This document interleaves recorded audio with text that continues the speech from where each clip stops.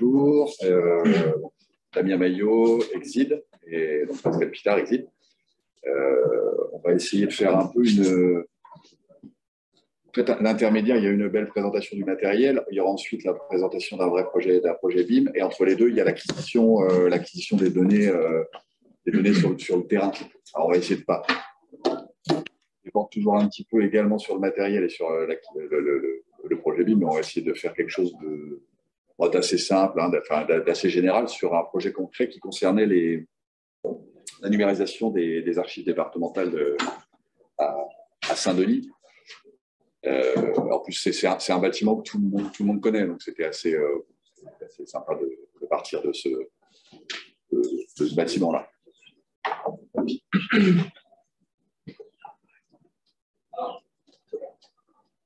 On va pas s'étaler sur la présentation de Exide, mais bon, en gros, on a deux branches. On est parti du diagnostic immobilier, on est arrivé à la numérisation, en fait, un peu par l'intégration de la donnée amiante dans des plans, et puis on a développé une branche numérisation à part entière depuis maintenant 4 ans.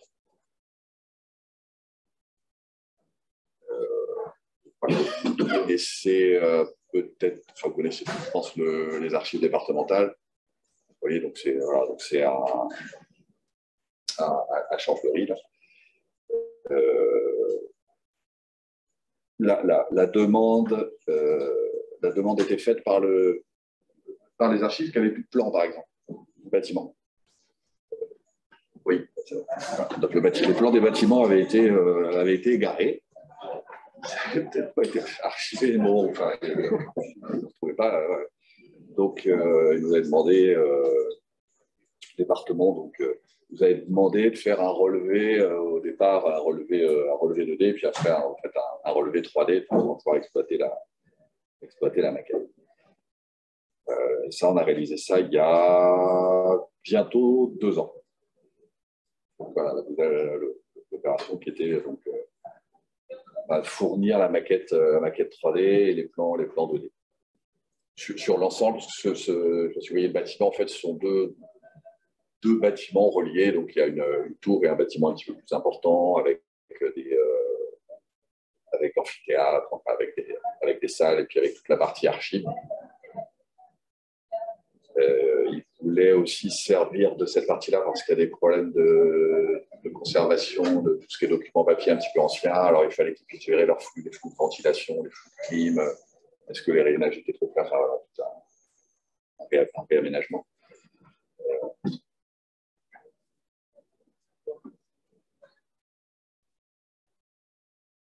On va parler un petit peu plus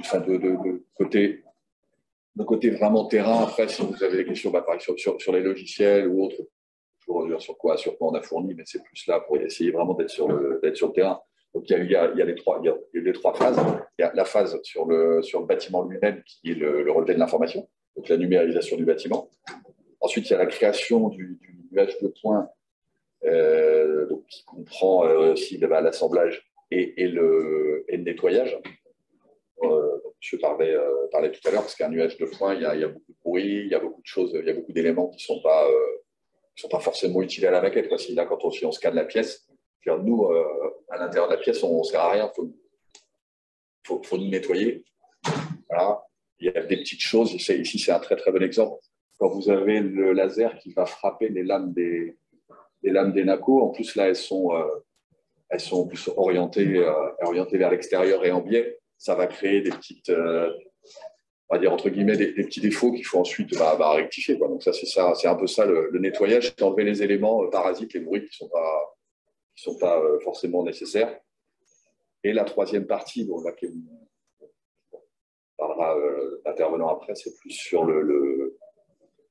on fournit la maquette, mais après il y a l'exploitation de cette maquette.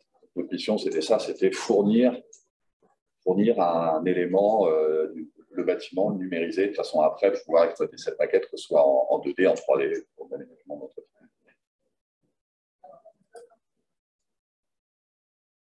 Alors juste pour, c'est une opération sur un bâtiment qui faisait, c'est quoi la surface?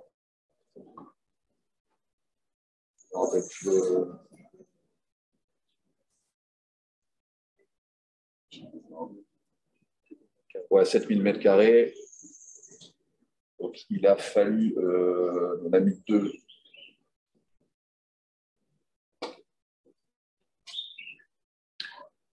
C'est sur l'ordinateur là-bas, il faut leur dire. Ouais.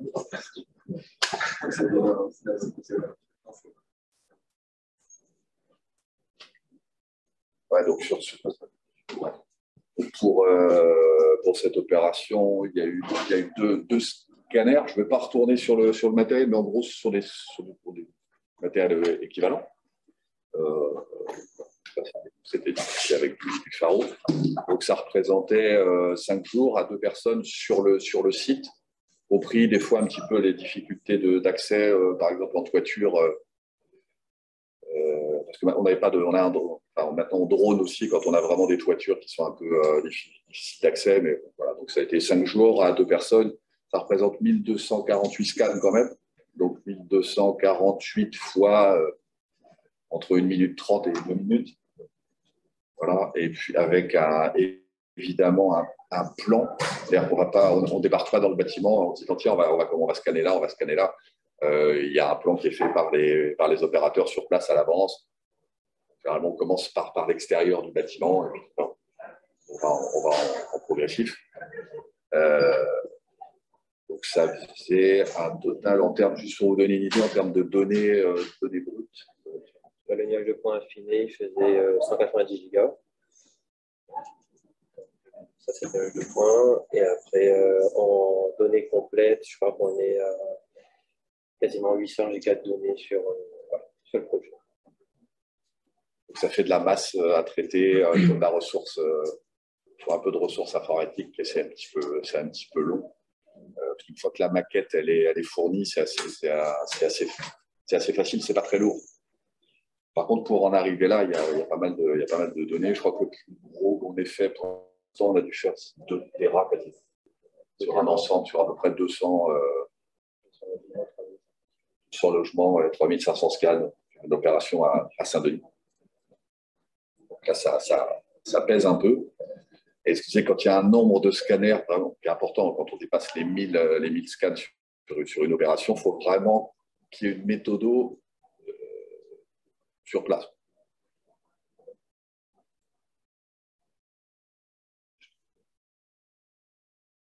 Alors, voilà un petit peu. Enfin, alors voilà, là vous avez des exemples de ce qui a été rendu. C'est-à-dire qu'on est vraiment parti de. On est parti de zéro, hein, on n'avait aucune indication. On avait la référence cadastrale en fait des 2 parcelles, et puis on avait les photos qu'on avait trouvées sur Géoportail. Parce qu'on a aussi fait les extérieurs de bâtiments, les accès. Enfin, on a fait les parkings, les accès parkings, bordure de trottoirs, choses comme ça.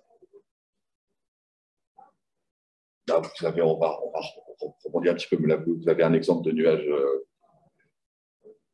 de points qui est non traité.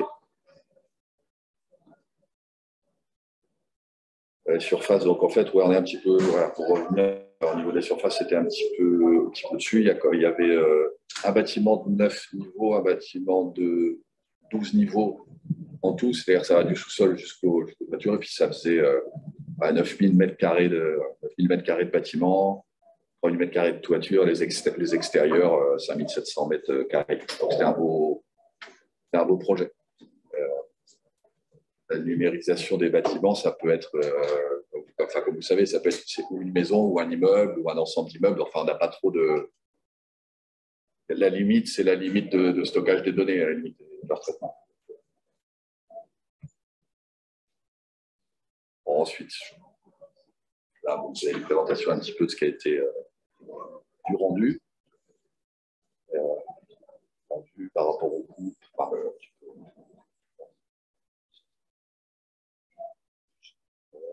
Là, il y a. Voilà, c'est un petit peu un exemple. Là, on va déborder un petit peu de la méthode d'acquisition, mais là, c'est une identification, par exemple, d'un élément. Donc, une fois qu'on a la maquette qui est réalisée, qui est fournie, là, on n'est plus dans la fourniture de la maquette de l'outil dans son exploitation. Là, on est dans le BIM, on va dire. C'est l'extraction de données de la maquette, éventuellement sa gestion. Voilà, l'exemple, c'est sur c'était un incendie. C'est vrai que les évacuations des eaux, ils avaient besoin de savoir. Les réseaux, ils étaient apparents, c'est ça? Ou ils étaient sous plafond et vous les avez détectés? Apparents. Voilà, apparents. Quand il y a des plénums, ouais, on peut le faire en prenant plusieurs points et puis après on le reconstitue, mais on le reconstitue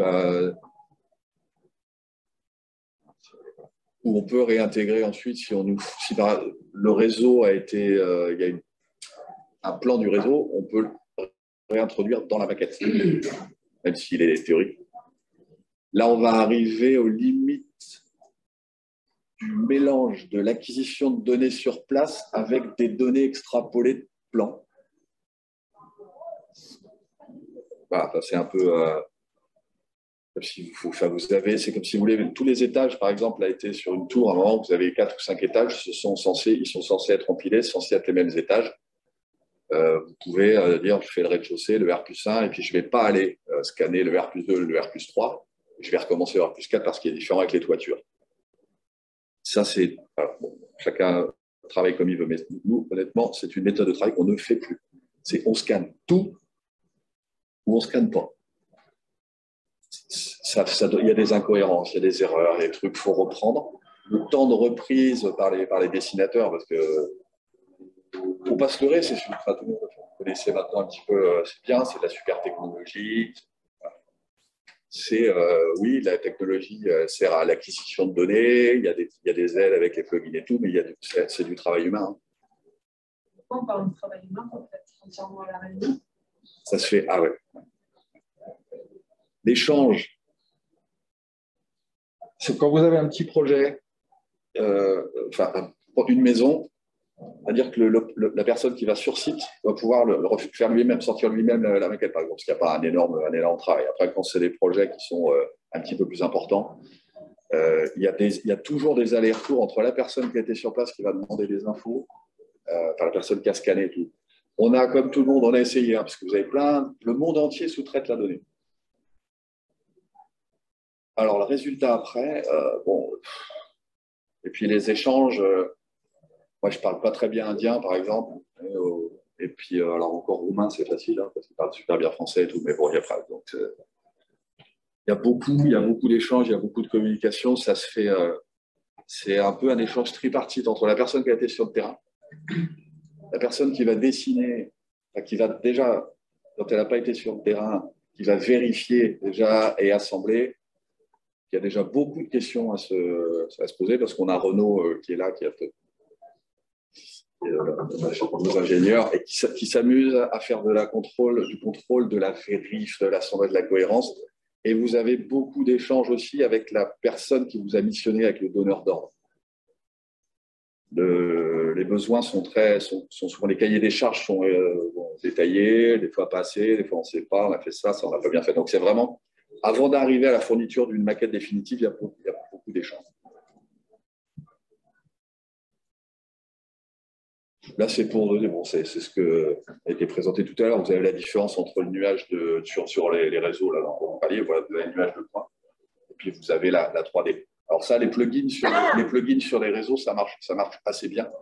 Parce qu'il y a des plugins qui vont dire, bah, tiens, ça ressemble quand même vachement à une canalisation en diamètre 350. Est-ce que ça n'en serait pas une? Et puis, oui, c'est ça. Et puis, ça permet de gagner du temps sur le dessin lui-même. Sur les sections de... Bon, alors là, en plus, elle était courbée, c'était moins... Bon, c'est pas un bon exemple parce qu'on n'arrivait pas à reconnaître les sections courbées. Mais quand c'est des IP, des IPE, quand c'est droit, là, c'est beau, ça peut pas vraiment s'automatiser parce que les plugins d'automatisation, ils sont quand même pas... On a essayé aussi, hein, je ne sais pas si vous avez entendu, pour ceux qui sont depuis quelques années, il y avait une époque, il y avait Snapkin qui allait révolutionner le... Bon, bah, ça n'existe plus, Snapkin, hein, ça n'a pas fonctionné, en fait. Il y avait tellement de vérifications que c'était des fois autant sur précis.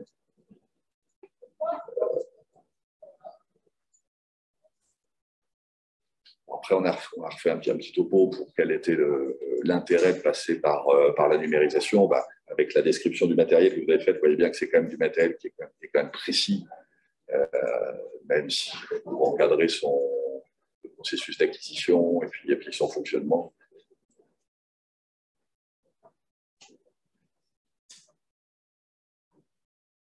Bon, alors là, la présentation data, c'était quelque chose qu'on a fait il y a 2 ans maintenant. Hein. On a fait un petit peu plus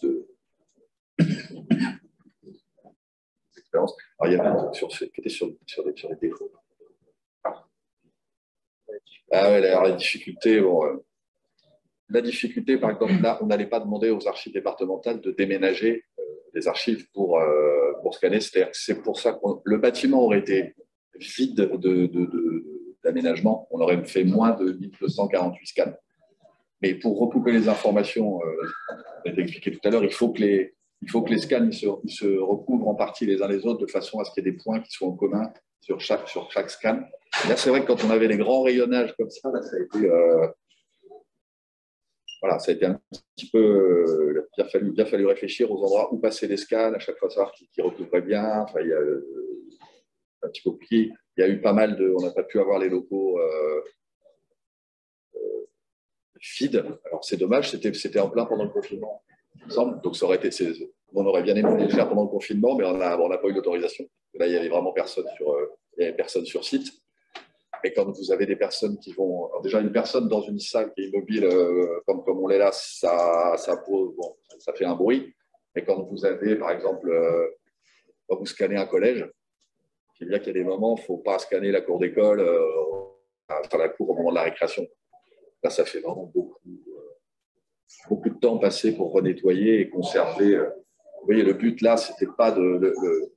Le rayonnage est un objet qui peut être ou scanné, mais ou mis après en tant qu'objet de BIM à l'intérieur de la maquette pour voir où est-ce qu'il va être le mieux positionné. Par rapport là, il y avait des études de circulation d'air de façon à ce que sur les documents très anciens, ils en ont jusqu'aux des documents qui sont les plus anciens du 17e, je crois. Bon, voilà, là, ça a besoin d'être avec des taux d'hygrométrie, tout ça. Donc là, ils devaient également gérer leur flux.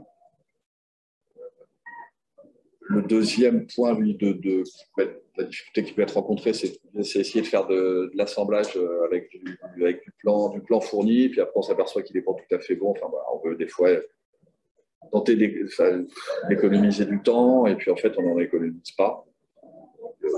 Nous, c'est notre choix, on fournit l'intégralité du bâtiment ou on ne fait pas. Autant on peut fournir par exemple une enveloppe, c'est-à-dire tout ce qui est façade, et ensuite fournir l'intérieur, mais il faut quand même qu'on ait scanné l'intégralité de la surface.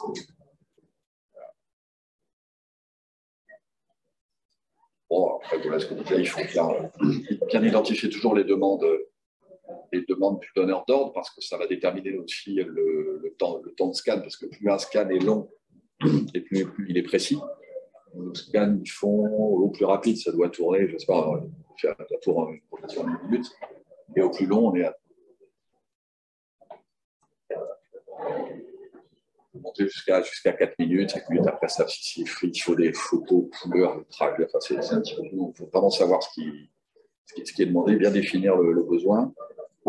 Condition de réussite, effectivement, c'est l'accessibilité de l'intégralité du bâtiment. Pas se faire piéger et puis vraiment aller voir si on a tout fait, si on a bien pris chaque élément visible. Un scanner, malgré tout, ça fonctionne comme un œil humain, donc ce que votre œil ne voit pas, le scanner ne va pas le voir. On ne peut pas inventer, on ne peut pas traverser les murs pour retrouver les réseaux. Si vous avez un meuble qui est devant une prise électrique, vous avez besoin de toutes les prises électriques. Si le meuble il est devant, la prise, vous ne l'aurez pas.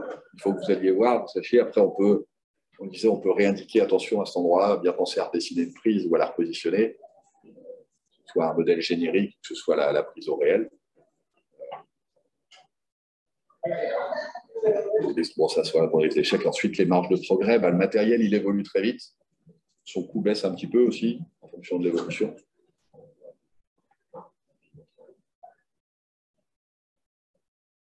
Je ne sais pas si j'ai été trop rapide, pas assez. Je sais que je parle peut-être un peu trop vite. Et après, si vous avez n'hésitez pas, si vous avez des questions. Vous avez juste livré l'IFC ou vous avez livré son intégration dans un logiciel de bâtiment? Non, sur ce projet, on a livré que l'IFC et la maquette Revit avec tous les plans PDF et DWG. C'est de mettre le donneur d'ordre après qui ne voit pas la gestion du bâtiment. dans l'IFC, en fait, il y avait beaucoup de géométrie, mais il n'y avait pas beaucoup de métadonnées. Il n'y avait pas beaucoup de données. C'est ça, en plus, c'est une maquette qui était demandée en lot 200, donc avec un niveau de détail beaucoup plus bas que le lot 300. Plus vous demandez des détails, plus la clé de détail. C'est un 200 en plus. Les LOD, la définition des LOD, c'est très, très normalisé. Et en fait, on s'aperçoit que des fois, entre le 100, ok, le 100, c'est un cube. Puis, mais après, entre le 200, le 300, le 400, après, ça dépend parce qu'il y a entre le sens de la définition du LOD en termes de précision du bâtiment, ce qui a été relevé sur le bâtiment lui-même, et le LOD en fonction des éléments qui sont réintégrés dans le bâtiment. Vous pouvez avoir un LOD, entre guillemets, architectural qui est à 300, qui est à 200, mais dedans, on rentre quand même tous les éléments, tout ce qui peut être sécurité, qui correspond plus à du truc.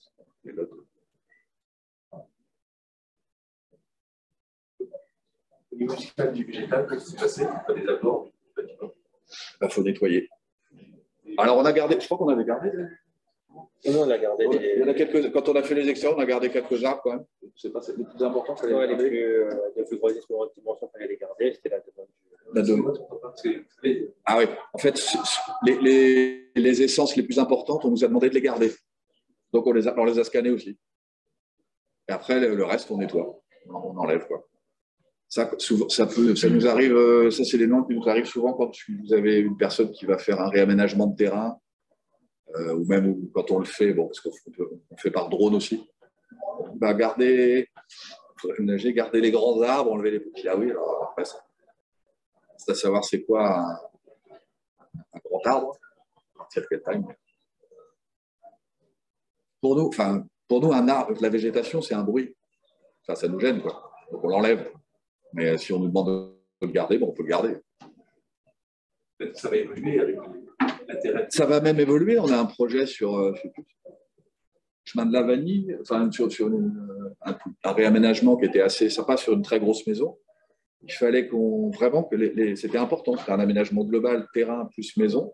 Et là, il fallait que les arbres importants soient conservés parce qu'ils faisaient partie intégrante de l'aménagement. Bon, effectivement, s'il y a beaucoup de vent, c'est un peu compliqué.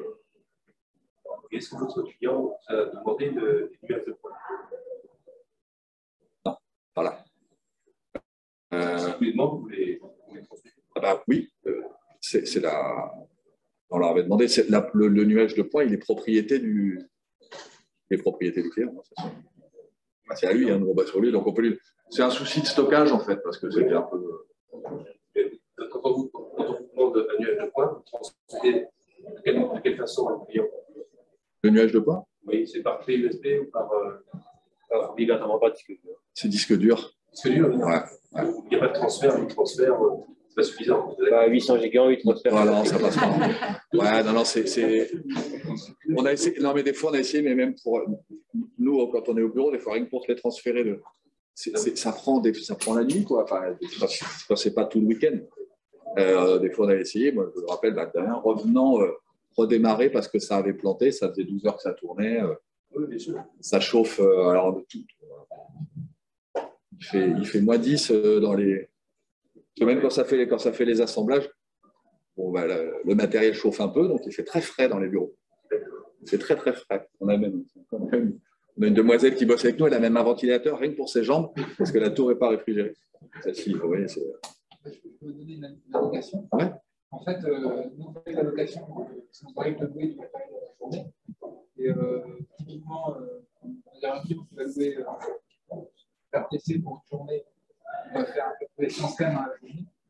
Et l'image de points, les données brutes d'assemblage, plus le traitement de l'image de points assemblée, plus les rapports, ça compte à peu près 200 scans sur une journée de travail. Donc ça, voilà, c'est pour dire que le niveau des transferts, USB, c'est un peu. On saucissonnait les nuages de points. C'est pas forcément recommandé, j'imagine, de saucissonner les responsables.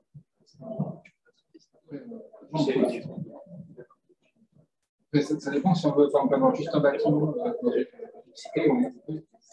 Alors là, mais il faut saucissonner, mais pas trop. C'est ça, hein. Bon. Ouais. Après, il faut qu'il soit cohérent, quoi. C'est vrai que par exemple, sur des immeubles pour chaque bâtiment, c'est dur après d'avoir une projet en global. D'accord. Il faut relocaliser le projet. Et quand on n'apporte pas de point, finalement, des fois, comme il n'y a pas de quand vous avez un bâtiment qui est là, on va dire c'est un bâtiment. C'est une unité architecturale regroupée. Bon. Mais quand vous allez avoir le site sur lequel nous sommes ici, il y a des bâtiments, il y a des différences de niveau, il y a plein de là, il faut faire le rendu doit être cohérent. Donc là, c'est là qu'il faut faire attention. Si vous avez un groupe d'immeubles de 5 ou 6 habitations, c'est pareil. Si se retrouver et que la localisation soit exacte. Et du coup, en termes d'investissement matériel, pour pouvoir assembler, optimiser tous ces nuages, les reconstruire, vous avez fait de l'investissement sur des super ordinateurs ou vraiment c'est des grosses machines? Ça a été comme une stratégie? La stratégie, il n'y en a pas eu. Non, honnêtement, c'était en 2018. C'était il y avait quelque chose à faire. Donc, on a commencé avec 2 scans. Alors, c'est pas le cas, mais à cause de l'isolement à la Réunion, parce que les scans doivent être réalisés une fois par an. Donc, si vous faites les renvoyer, ça peut être en Suisse, ça peut être en Allemagne. Mais, on a commencé avec 2 pour en avoir un. Et ensuite, ouais, c'est un investissement. C'est coûteux, oui, parce qu'un scan, c'est une grosse voiture. Et le scan tout seul, il ne sert à rien. Il faut que vous ayez l'outil informatique pour pouvoir gérer derrière. Il faut que vous achetiez les licences. C'est quand même des investissements qui ne sont pas. C'est pas anodin. Vous voyez le prix du matériel, vous avez un scan. Celui-ci, ça c'est quand même 45 000 euros. Nous, nos scans, on les avait entre 52 pour être précis et 60 à peu près. Sans le matériel informatique. Là, on a déjà 4. Ah oui, puis ce 4 c'est bien, mais il faut aussi il faut que les personnes soient formées, il faut que la formation doit rentrer. Oui, c'est pas négligeable. En termes de temps de traitement sur un projet comme celui-là, il y a combien de personnes et combien de temps de traitement sur le projet? Alors, on ne parle pas du dessin, si on parle juste du nettoyage. Voilà. Alors là-dessus, par exemple, on a fait 5 jours de scan. On va dire, grosso modo, il faut faire 5 jours de scan et 5 jours de traitement. Voilà. C'est à peu près le. Pour avoir un nuage exploitable. Voilà, pour un nuage exploitable. Et la théorie, c'est 5 jours sur le site, 5 jours de nettoyage d'assemblage, 5 jours pour le modéliser. C'est complètement faux. Modélisation, c'est. Combien de temps vous avez mis pour modéliser? Pardon. Modéliser ça? Un mois? Ouais, 1 mois, 3 décimètres. Ouais. 60 jours. Ouais. Plus les 20, les 20 terrains. 80 jours. On aurait peut-être. Maintenant, on irait peut-être un projet qui a déjà 2 ans, on va plus vite. Mais après, on s'est aperçu qu'en allant plus vite, on fait plus d'erreurs aussi. Des erreurs, des oublis.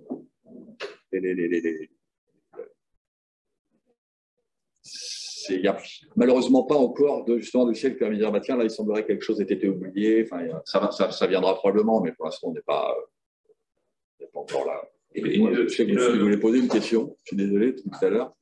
Mis à part pour des raisons d'archivage ou de traçabilité, une fois que le nuage de point a été traité, est-ce qu'il y a une raison de le garder objectif ou non? Tout a été exploité.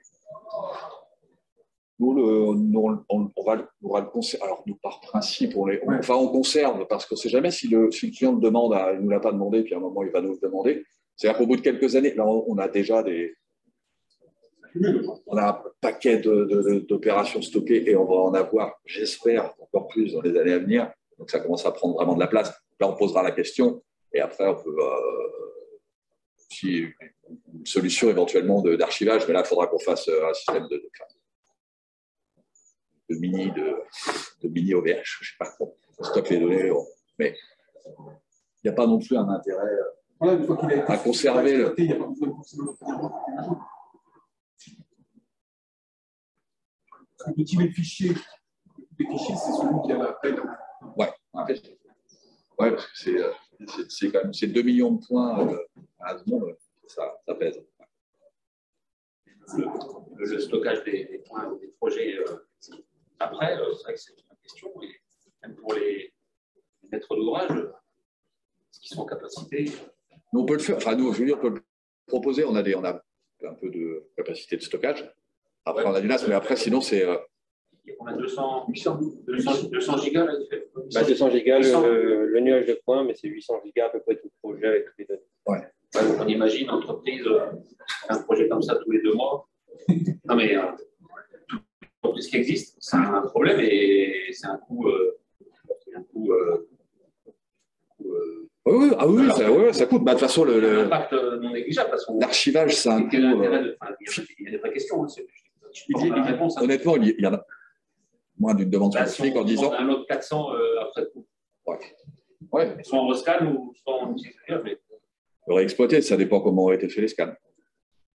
Voilà. C'est pour ça que c'est important d'identifier dès le début le besoin de la personne qui va se servir de la maquette. Et après, on va pas. Il y a un problème qui c'est un problème financier. Et puis c'est un problème. C'est pas très écologique de conserver de la donnée, quoi. Ça bouffe en électricité, en refroidit. Enfin, donc, au bout d'un moment, on va. Je ne dis pas qu'on sélectionne. C'est une question d'ordre général. Oui, c'est pas. Alors, parce que l'utilisation, c'est très vert quand vous avez le BIM.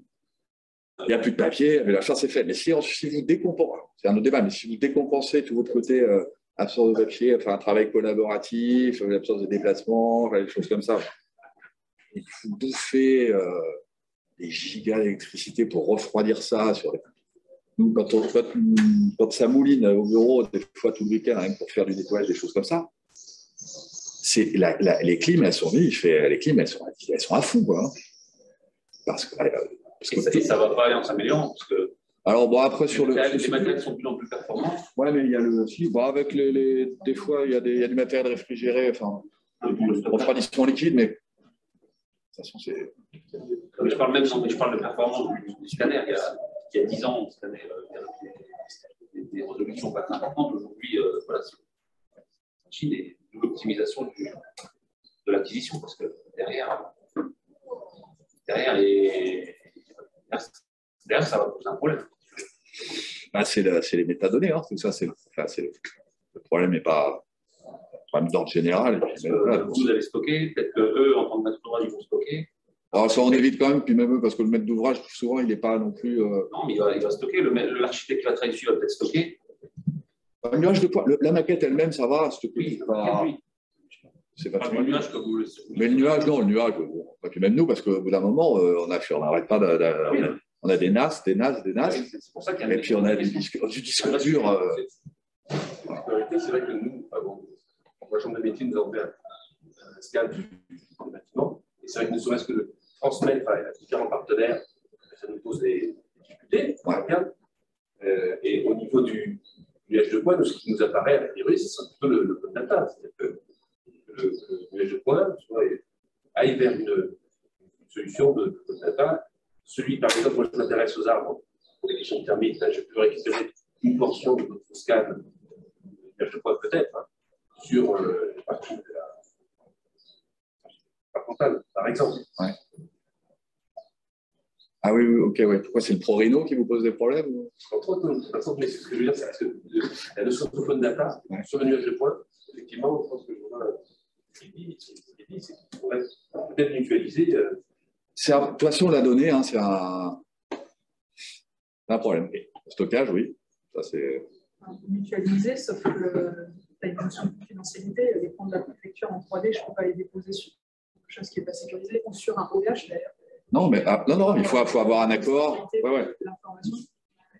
vous avez alors, pour les archives, mais vous avez un établissement d'enseignement, comme une école, un collège, tout, c'est une donnée, c'est sensible. Là, nous, on s'engage, on a des engagements de confidentialité. On dit non, ça, on partage pas parce que c'est avec Vigipirate ou des choses comme ça. On ne peut pas, même s'il y a des plans incendies, mais difficile. Donc, il y a une question aussi de confidentialité. Après, il faut sécuriser, il faut que ce soit sur des serveurs sécurisés, genre ceux de Naval Group, avec les autorisations, des choses comme ça. Mais, alors nous, c'est sécurisé par on a une boîte qui nous garantit que c'est sécurisé, mais qui nous attaque tous les jours et toutes les semaines. Pour voir si, à présent, on a du stockage qui est sécurisé. Une société qui n'est pas très loin, d'ailleurs, ici, là. Et la gestion de la donnée, elle est vraiment dans... Ça, c'est le débat du moment, hein, c'est le réchauffement climatique, parce que oui, si on essaie de faire d'un côté quelque chose qui est vert, mais c'est juste une façade greenwashée, parce que derrière, on va stocker de la donnée dans les sous-sols de la Finlande parce qu'il fait froid. C'est pas... Non, mais... Peut-être justement une question par rapport au club, oui, parce que c'est la première fois que je viens. Et voilà, c'est quoi aussi peut-être que c'est un des enjeux d'un club BIM, c'est de se poser des questions de l'ensemble-là. Certes, oui, c'est bien de voir aussi ce qu'on fait localement, ce qu'on propose, super. Et voilà, est-ce qu'il y a un intérêt justement à se réunir pour ce genre de questions, parce qu'on va tous les voir, on va tous avoir la même problématique. En fait, déjà, j'aimerais dire, à notre niveau, déjà, à mon avis, c'est optimiser la donnée, enfin optimiser le type de données à conserver, parce que vraiment, ça, on en a besoin. C'est un peu comme les cookies, hein, c'est des choses comme ça. C'est vraiment nécessaire de stocker tous les cookies sur le site.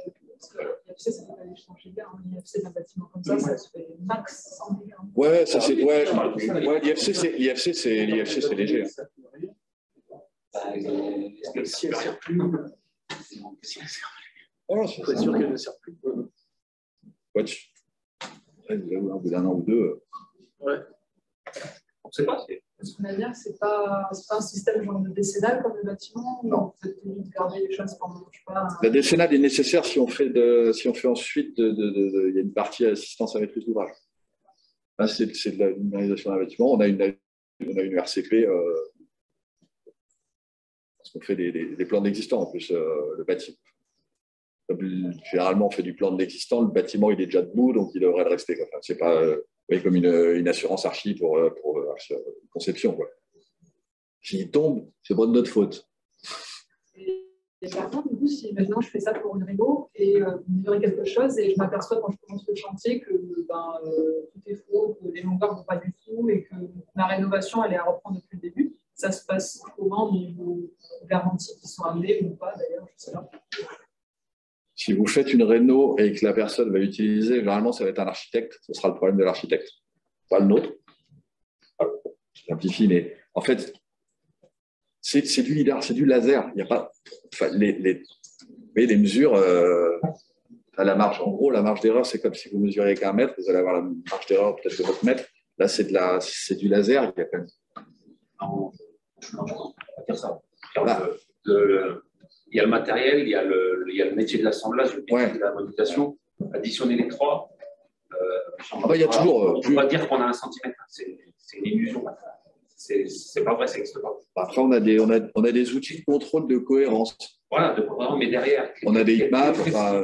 Quelle précision on a de maquette? Déjà, est-ce qu'on nous demande une précision? Souvent, non. Oui, si. Enfin, nous, on nous demande. Hein, quand on fait. Sur ça, il y a une demande de précision. Non, pas sur ces. Non, mais après, la plupart des gens demandent. Maintenant, c'est depuis 2 ans, c'est 5 cm. 5 cm. 5 cm sur quoi? 5 cm sur. Positionnement absolu d'un point, en relatif. Ça, c'est le problème général des données topographiques. On a rarement une précision ou quelque chose de détaillé sur ce qu'on doit faire. Ouais. Et derrière, comment le maître d'ouvrage garantit que la précision, elle est bonne, des données. Parce que derrière, l'architecte, évidemment, il va redimensionner, il va faire des choses. Si son aperçoit en phase travaux, ça ne rentre pas, trop petit ou trop court. Qu'est-ce qu'on fait? Et moi, je suis géomètre expert. Hein. Les données topographiques, j'utilise tous les jours et je sais très bien. Les géomètres d'ouvrage, par exemple, ne demandent jamais à garantir les données. Oui, ben après, et ça va poser un problème. après c'est comme tout, c'est comme tout chantier, comme machin. Après, c'est la guerre des parapluies. Voilà. C'est la faute à qui? Moi, je dis toujours, c'est le carton qui est au fond de la baignoire dans l'immeuble qui vient d'être livré neuf. S'il y a un carton au fond de la baignoire, c'est parce qu'il y a un couillon qui a fait tomber un marteau. C'est personne. Et là, c'est un peu, après, on rentre dans ce genre de... Oui, mais c'est obligatoirement des problématiques. Si on n'aborde pas, ça va obligatoirement poser des problèmes. Et notamment toute la problématique du BIM. Parce que là, c'est que la partie 5% d'un projet BIM. Derrière, il va y avoir c'est ça, nous, encore de métiers qui vont venir. Je ne sais pas si on va en parler après. Mais qui peut intervenir ou pas et comment garantir? Après, à mon avis, la garantie, enfin, quand il y a un projet qui est monté, qui est créé en BIM comme ça, logiquement, il y a un BIM manager, il y a un responsable projet. Le BIM manager, il n'est pas garant de la véracité des données. Il est juste garant, il est garant de dire je voulais livrer en IFC de l'histoire TCR. Il n'est pas garant de dire effectivement il y avait une fenêtre qui fait 5 cm pour cet emplacement. Mais je parle de mon expérience dans le métier du diagnostic immobilier. On trouvera bien à un moment quelqu'un en disant s'il y a un problème, c'est lui le responsable, on va lui créer une assurance. C'est des questions qui ne sont pas très agréables, mais malheureusement. Oui, c'est ça, bien sûr. Il peut toujours y avoir des erreurs. Hein. Moi, j'ai des. Plein de choses, je ne peux pas les faire parce qu'on me dit on n'est pas assuré, la DSNAC, ça n'existe pas. Ouais. Pas encore là. C'est quand même quelque chose. Enfin, le BIM, c'est pas récent. Ça a été accommodé dans les années 70. Mais ça, c'est une technologie qui est devenue on va dire, abordable et que maintenant on utilise de plus en plus. On défriche, hein. On est encore en train de défricher. On n'est pas. Et ce genre de questions se posent. D'ailleurs, ça, c'est un peu même au niveau de la gestion de la donnée, la gestion des responsabilités, la gestion des. Voilà, c'est encore des questions qui se posent. Moi, je ne peux pas répondre. Et c'est peut-être, je ne sais pas, le genre de club. On aborde les questions. Et derrière, quand on a des entreprises qui font de l'acquisition, de la modélisation, des maîtres d'ouvrage, des utilisateurs, comment on met en adéquation tout ça? Parce que typiquement, c'est vrai que tu parles d'un marché où tu avais 5 cm. Quand tu livres ton IFC, est-ce qu'un endroit c'est marqué? Je ne sais pas que c'est bien moi, un endroit que c'est marqué que la maison de la maquette elle est 5 cm. Non. Derrière l'architecte, il va la récupérer. Alors c'est marqué pour lui dans le cahier des charges. Mais dans le CCTP. C'est que souvent il n'y en a pas. Il y en a un, mais il n'est pas diffusé. Donc derrière, la personne qui utilise, elle va prendre ça pour la donnée absolue, qui a une vérité absolue. Moi, je le vois tous les jours dans mes données parce que typiquement, on parle du plan cadastral, c'est la donnée la plus diffusable en France. Tout le monde pense que c'est 5%, et en fait, il n'y a rien. Mais vous allez sur le site du cadastre, vous mesurez au centimètre près, alors que la donnée, elle est à 2 mètres près. Et en maquette, qu'est-ce qui fait qu'on serait dans un monde différent? On garantit 5 cm. L'utilisateur, s'il va mesurer au centimètre, il va dire non, mais c'est ça, j'ai 1 centimètre. Et c'est une vraie question parce que derrière, l'utilisateur, est-ce que le cahier des charges, il suit la maquette quand elle va dans les corps de métier? Est-ce que, par exemple, on a une fausse verticalité d'une façade?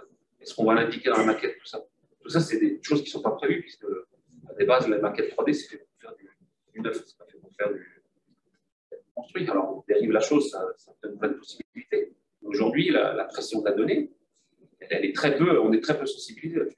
Oui, c'est ça. Mais je veux dire, c'est l'avenir, ça se défriche, hein, c'est en cours. Je sais pas, après, l'utilisateur final, le maître d'œuvre, la personne qui la demande, cette maquette, je pense que c'est là que on a des échanges, on sait qu'il y a des problèmes, des machins, des trucs, on est au courant sur des dossiers où on a fait puis après, on s'aperçoit qu'on a vérifié 3 fois, il y a encore 2 endroits.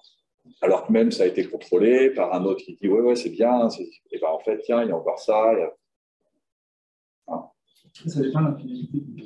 Ce qui est important, c'est déjà de gérer les missions indépendamment des autres. Je me l'ouvrage, je passe un contrat. C'est-à-dire, je vais scanner, modéliser un 3D un bâtiment. Puis je vais souscrire un autre contrat avec un immobile qui va venir challenger la conformité du livrable et des livrables en fonction de ce que j'ai demandé au départ par rapport à mon cahier des charges, ma charte BIM, etc. Parce que moi, je suis non sachant. Voilà, je paye quelqu'un, je paye un architecte, je paye un ingénieur pour faire des ingénieries. Voilà. Et je veux dire, c'est la position la plus facile entre les données. Après, ce qui est important au-delà de cette conformité, parce qu'il y a une mission qui est donnée, comme n'importe quelle mission, ça reste une mission avec un cadre. Donc, ce qui est important, c'est de vérifier que ce qu'on a demandé, c'est bien là, c'est bien fait, et que c'est bien conforme à ce qui a été prévu. Donc ça c'est la première chose, je pense. Après, il y a l'usage de ce qu'on va faire de ces livrables. C'est quoi la finalité? Je modélise mon bâtiment pour faire quoi? Pour le réhabiliter, pour le démolir, pour juste le gérer après dans une logique de GMAO, GTP, donc bâtiment global. Donc déjà, la finalité, l'usage, l'usage de la maquette, les besoins vont définir la manière dont je vais modéliser mon bâtiment. Je ne vais pas modéliser mon bâtiment de la même manière si c'est pour le démolir, si c'est pour faire du calcul de volume de béton, de métrage, je vais devoir réemployer, etc. De la même manière, je vais le modéliser pour une opération de réhabilitation, où je vais avoir besoin d'avoir des informations très précises par rapport à mon futur projet de réhabilitation. Et le but, ça va être d'alimenter l'équipe de maîtrise d'œuvre et s'approprier. Je suis en train de faire la présentation. C'est l'avenir, mais c'est pas grave. Ouais, on va peut-être justement, c'est l'occasion, on va être dans le temps comme ça. On échange, c'est très familial, on est là pour discuter entre nous. J'ai bien passé parler quand même. Et pareil, en parallèle, si je modélise dans le cadre d'une gestion globale de mon patrimoine, à la SHNR, c'est 27 000 logements, la manière de modéliser le même bâtiment, ce ne sera pas du tout. C'est l'enjeu et la finalité et les usages sont différents. Moi, ce qui va m'intéresser, c'est d'avoir les équipements de sécurité, etc., etc. Et si j'en ai un prestataire sur place, d'être sûr que la vanne d'arrêt, elle est là, que le compteur ou que le tableau du portail et que le portail est raccordé à cet endroit-là, etc. Après, la fenêtre. On part sur les lots, là. On part sur un peu sur les 10 cm, ou qu'on les décaler, ou même à la limite, si j'ai oublié une fenêtre dans la pièce, là où il y en a une dizaine, franchement, clairement, on s'en fout. Par contre, si demain, effectivement, je suis dans un projet de réhab et que j'ai besoin d'avoir le nombre précis de mes fenêtres avec leur dimension, parce que l'entreprise qui va venir derrière, elle va devoir chiffrer le remplacement ou la remise en état de ces fenêtres, etc. Là, c'est important d'avoir cette zone. Donc, c'est vraiment lié à la finalité, à l'usage qu'on va faire de la modélisation. Pourquoi on modélise? La question à se poser, c'est bien, il y a des super technologies, ça va très vite, c'est très puissant, ça prend de la place, on peut faire plein de choses, mais pourquoi? C'est au départ, pourquoi? C'est la question. Voilà, c'est ça la question qui est fondamentale, c'est pourquoi? Et au-delà du pourquoi, c'est qu'est-ce que je vais en faire après? Voilà, c'est ça qui est important. En ce moment, on a un marché, pour vous donner un exemple, en ce moment, on travaille sur quelqu'un qui, lui, franchement, de savoir que la poignée, elle est à gauche ou à droite, il va dire, moi, ce que je veux savoir, c'est que c'est des jalousies. Elles sont en quoi? Et puis, en gros, on dit, ce sont des jalousies métalliques. Et le gars, il faut que ce soit une porte vitrée. Et ça, il faut que ce soit un mur en béton. Point. La précision, ensuite, le reste, non. Là, c'est vraiment juste savoir, c'est dans le cadre d'opérations de plus d'entretien et les éléments. Et il y a les éléments de sécurité. Voilà, où est-ce qu'ils sont placés? Mais pour vous donner un ordre d'idée dans la précision, si on lui dit qu'il y a un extincteur, alors on va dire des extincteurs avec de l'eau dedans simplement, il dit moi, je veux juste savoir dans la pièce où sont les extincteurs. Après, on lui dit, on dessine l'extincteur qu'on a scanné ou on met un extincteur générique qu'on prend dans la bibliothèque de chez Cyclim. Il dit, vous prenez l'extincteur de base 100 litres, enfin 100 litres non, mais 20 litres de Cyclim. Et donc on pose vous voyez, on le repose parce qu'on a juste identifié. Là, c'est son besoin. Après, il peut y avoir des trucs qui sont beaucoup plus précis en disant il fait combien de couvre-joints? Ah, mais ça, je suis d'accord. Il n'y a pas de souci. Le besoin de base, souvent, il n'est pas ou peu identifié, donc c'est compliqué pour nous de savoir adapter le besoin. Mais le problème, et ça se passe, je le vois déjà dans le monde du protocole, c'est que la donnée, elle va être utilisée à la base pour ça, et après, on va croire qu'elle est géniale et qu'on va l'utiliser pour tout. Typiquement, un exemple, tu modélises un bâtiment pour démolir, bien sûr. On va dire sur une maquette Brodon, il n'y a pas besoin d'être des cubes de béton. Le bâtiment ne se démolit pas, je suis sûr que cette maquette, elle va être donnée telle qu'elle à l'architecte. Tiens, on va réhabiliter finalement. Et le problème, c'est les clignotants. Voilà. Attention. Et ça c'est un problème, extrême. D'où, peut-être aussi, je rebondis encore sur la donnée. Tu modélises un lot de 200 bâtiments, mais demain, on a un autre besoin parce qu'on veut faire autre chose, on veut calculer des flux thermiques, j'en sais rien, des traversées, etc. On aura besoin de connaître ces vraies choses. Et si on n'a plus la donnée base, on peut commencer. C'est ça, mais moi je préfère. Hein. Je retourne en facture. Hein. Alors, mais moi aussi, je le vois. Mais ouais, voilà, voilà, plus on se déplace, plus on doit y retourner. Moi, je dis, mais c'est super. Après, ça dépend de la relation. J'ai le même problème quand je fais des plans topo. Oui, voilà, c'est la même chose. C'est le même truc, mais à un moment donné, c'est une chaîne globale. Et le but du BIM, c'est quand même à la base d'économiser de l'argent. Identification du client, on est bien d'accord, du besoin. Et voilà. Et ça, plus ça va, plus ça évolue. On arrive à la transmission de l'information. Ouais, c'est ça, ouais.